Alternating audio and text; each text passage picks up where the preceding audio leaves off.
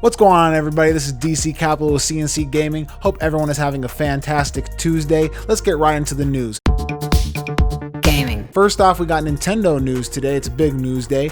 Joe Biden played Mario Kart. Just kidding. Nobody cares about that. We have a 50-minute Nintendo Direct coming our way tomorrow. Nintendo of America just announced they're going to be talking about Super Smash Brothers. We're probably going to get a new announcement for a new DLC fighter. Fingers crossed for Master Chief, Ori, Sora. Any of those would be awesome in my opinion. They also said that this would be covering games that are mostly in the first half of 2021, so I don't know if we're going to be getting Breath of the Wild 2 news. In my opinion, I think Breath of the Wild 2 is more so of a end of the year kind of game, compete with Halo Infinite and the new God of War. It makes sense to me, but if they want to drop Breath of the Wild 2 early on us and announce it right now, that would be awesome and I would be down for that. More time for me to play Halo Infinite and God of War in November and not have to worry about all three. Also, what's very interesting is this is the first Nintendo Direct, big major normal Nintendo Direct that we've had in over 500 days, and it's going to be longer than most E3 Directs. On a side note, in regards to Nintendo news, Mario 3D World plus Bowser's Fury recently came out. I've been playing that. Bowser's Fury is honestly, I'm starting to think, one of my favorite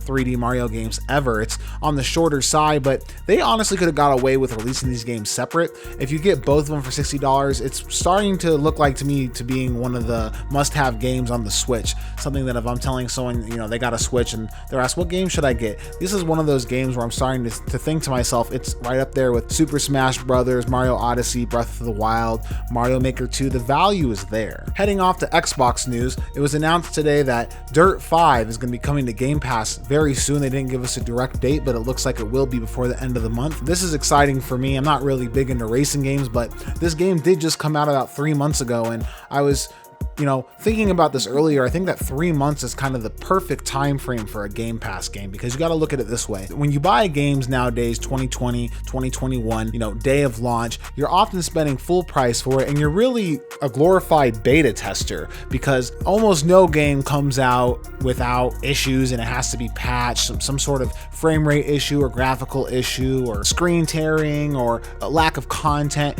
So honestly, most games, unless they're a Cyberpunk 2077 situation, are generally fixed up within the first few months. So this game coming out 3 months ago, I thought about buying it. I didn't buy it. I was like, I think it's going to come to Game Pass maybe in 6 months or so, but 3 months is perfect. It's just new enough to where it's still new and everyone else in the game and the multiplayer is, not godlike tier level good, but it's also just old enough to where the game has just been fixed up. So playing it now is probably a better experience than it was playing it the day it released. So I look forward to that coming out. I look forward to playing that. Also in Xbox news, they announced today that they are coming out with a first party Xbox headset, wireless headset. It's going to retail for $9.99. Pre-orders are already sold out with most retailers.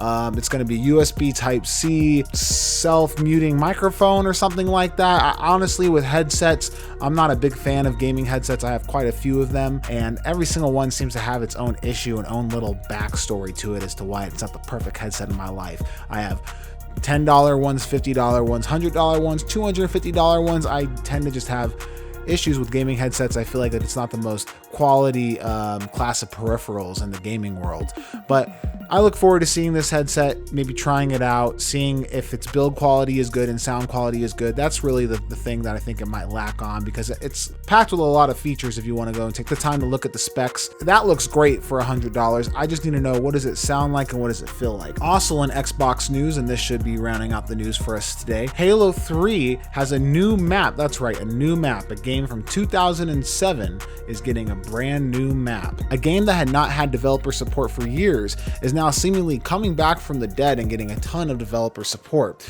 So over the last, I think, 10 days or so, we had the new Halo Battle Pass come out to the Master Chief Collection, and that introduced brand new armor into Halo 3, and I've been playing quite a lot of that and getting all that armor because it's my favorite video game of all time, and having that new armor is something that's quite awesome. It's kind of cool to see your favorite game from your childhood getting new support out of nowhere, where for years it had not had support. I think that's something that's awesome. Also on a note, this map and these armors, while they are new to us, are not necessarily new. They come from something called Halo Online, which, if I believe so, was a fan-made project in Russia that got the support of Microsoft, where basically in Russia they didn't have Halo, so they made their own Halo similar to Halo 3 so that people in Russia could play it online with each other for the multiplayer. Microsoft bought it and was going to release it. Something happened, and I guess, it